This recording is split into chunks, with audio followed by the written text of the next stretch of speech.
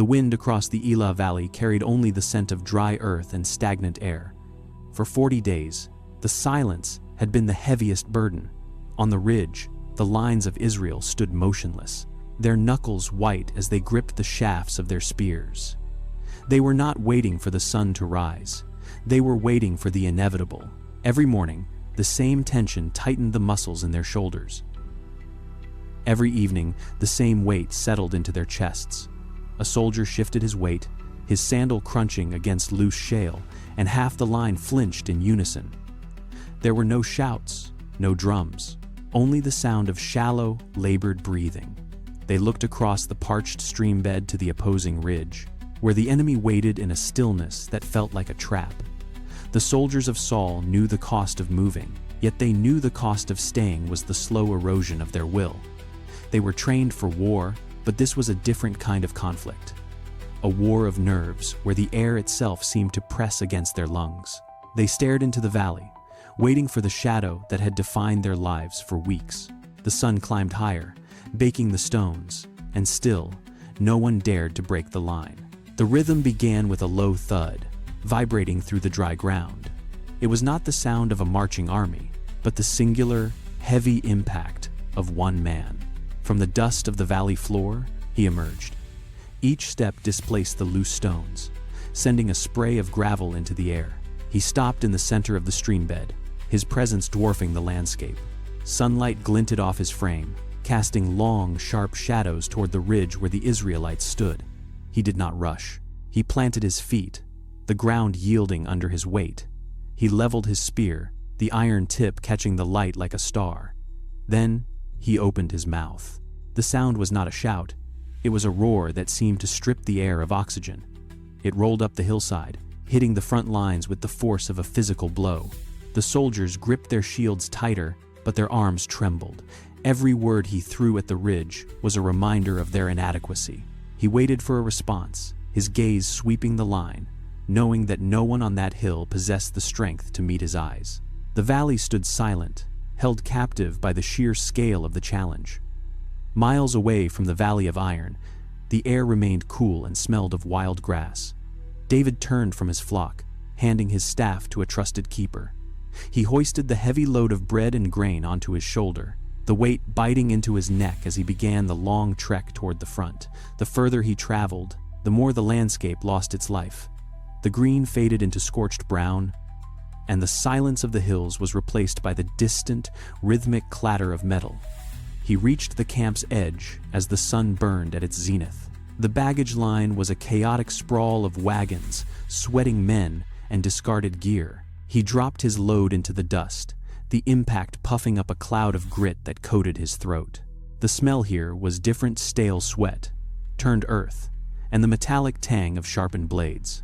David wiped his forehead, his dark eyes scanning the ridge ahead.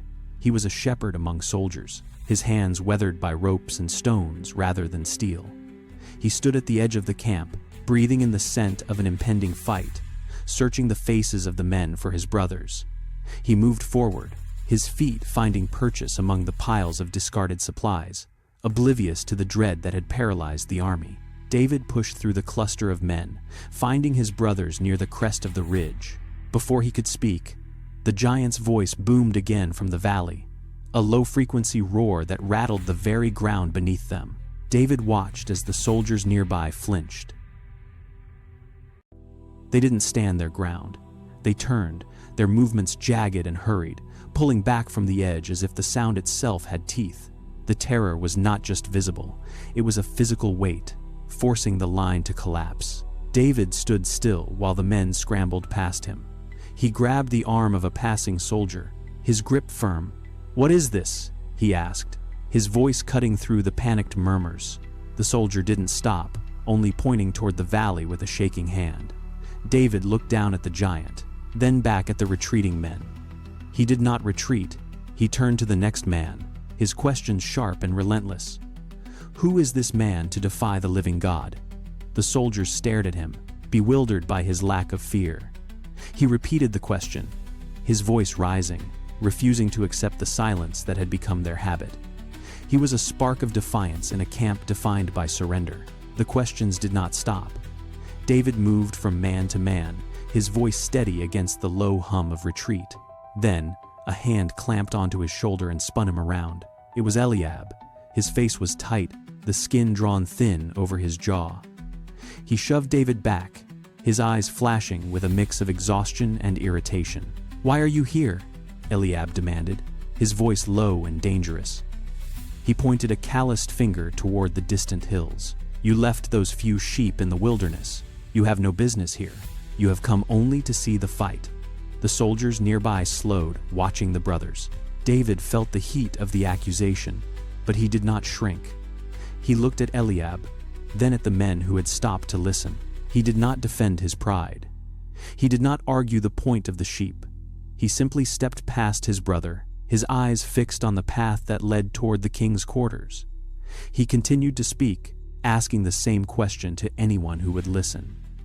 Eliab's anger fell away into a frustrated silence as he watched the youth walk away. Undeterred, David had been pushed, but he had not been stopped. He kept walking until he was no longer a brother, but a stranger seeking an audience with the king.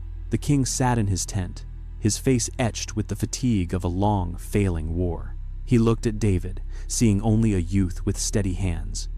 David did not wait for an invitation to explain his presence. He spoke of the wilderness, of the lion that had lunged for the flock and the bear he had struck down to reclaim his charge. He spoke not as a warrior trained in steel, but as one who knew the weight of life and death in the hills. Saul signaled his attendants.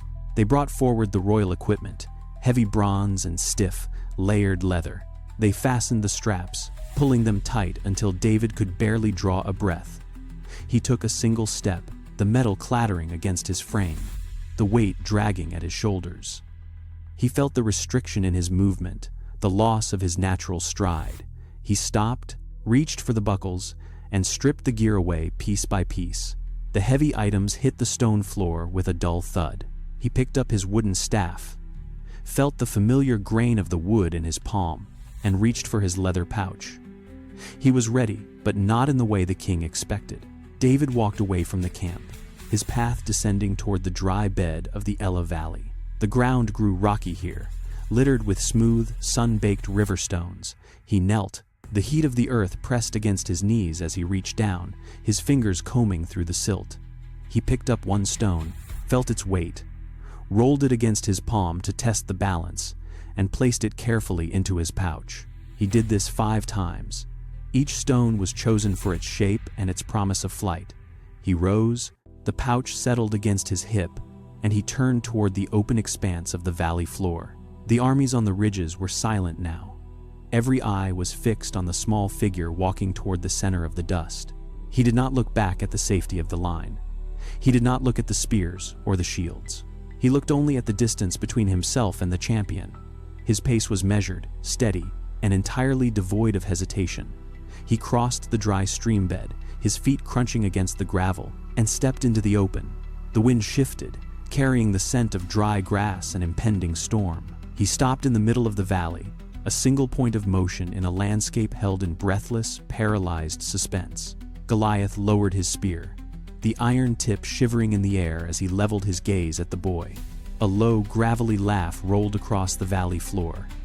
"Am I a dog?" the giant roared, his voice bouncing off the canyon walls. He cursed, his contempt sharpening with every word, mocking the simple staff and the lack of protection. David did not flinch. He planted his feet wide, his stance anchored in the dust. He spoke, his voice clear and cutting, carrying across the silence of the waiting armies. "You come with a sword and a spear," David declared, "but I come in the name of the Lord." The giant roared again, shifting his weight to close the distance.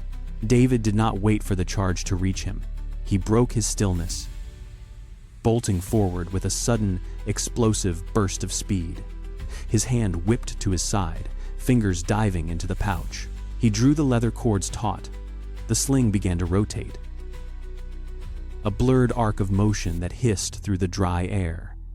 He was no longer a shepherd in a valley. He was a machine of focused intent, his arm accelerating with every rhythmic, whistling loop of the leather.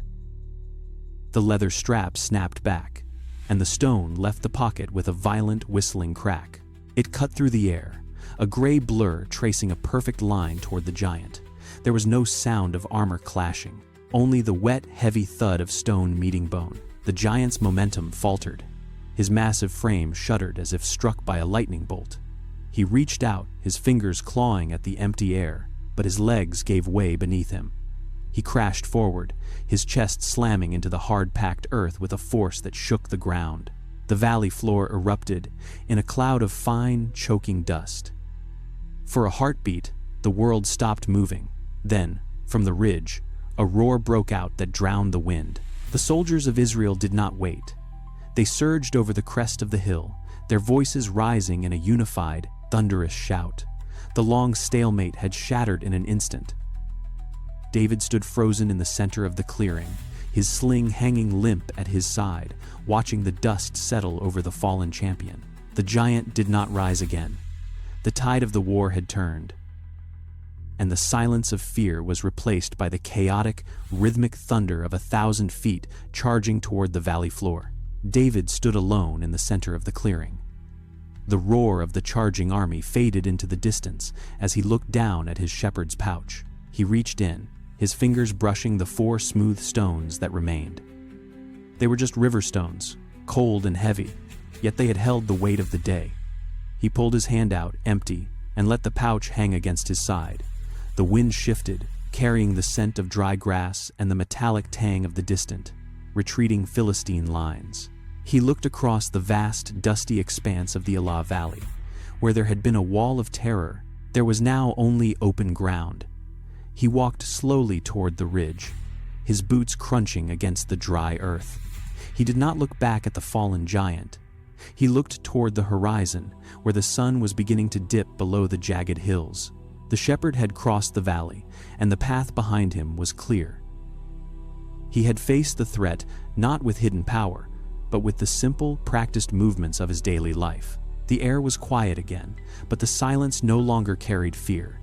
It held the weight of a new beginning, as the young man walked toward the waiting lines of his people, ready to meet whatever came next.